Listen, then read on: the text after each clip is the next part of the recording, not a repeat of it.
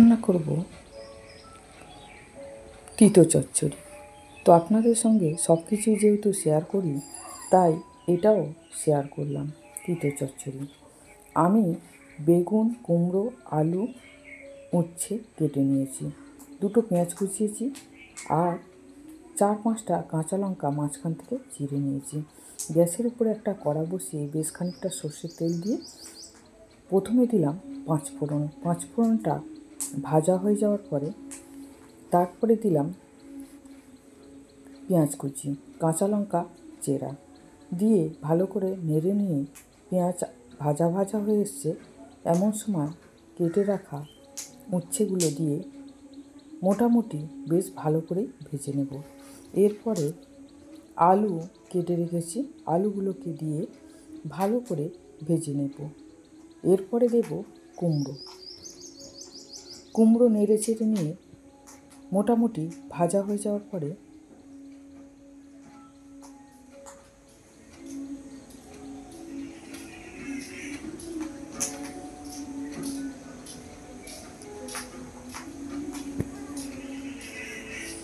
এবার দিয়ে দেব বেগুন,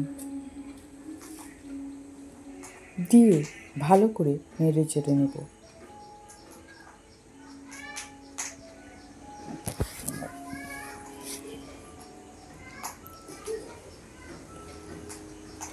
ভালো করে নেড়ে নিয়ে কিছুক্ষণের জন্য ঢেকে দেব।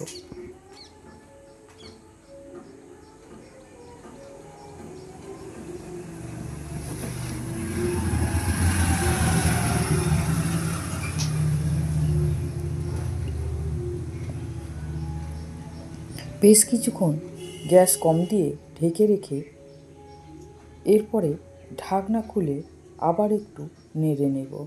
নিয়ে আমি দেব 1 চামচ হলুদ গুঁড়ো, পরিমাণ মতো নুন দিয়ে ভালো করে নেড়ে নেব।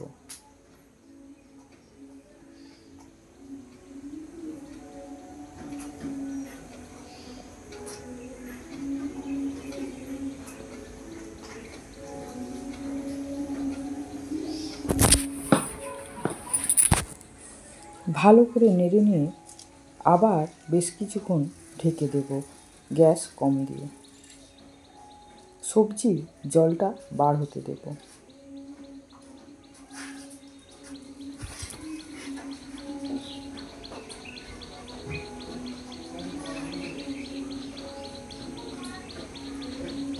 এইভাবে তিতো চচ্চড়ি করলে আর কোনো কিছু লাগবেই না, এতেই 1 থালা ভাত খাওয়া হয়ে যাবে। আমার তিতো চচ্চড়ি রান্না যদি আপনাদের ভালো লাগে, আমার চ্যানেলে একটা সাবস্ক্রাইব করে দেবেন, লাইক করবেন, কমেন্ট করে জানাবেন, আমার তাহলে বেশ লাগবে। আমি অল্প একটু জল ছিটা দিয়ে ঢেকে দিয়েছিলাম। আমি কিন্তু গ্যাস কম দিয়ে ঢেকে দিয়েছি। এরপরে ঢাকনা খুলে নেড়ে নিয়ে নামিয়ে নেব।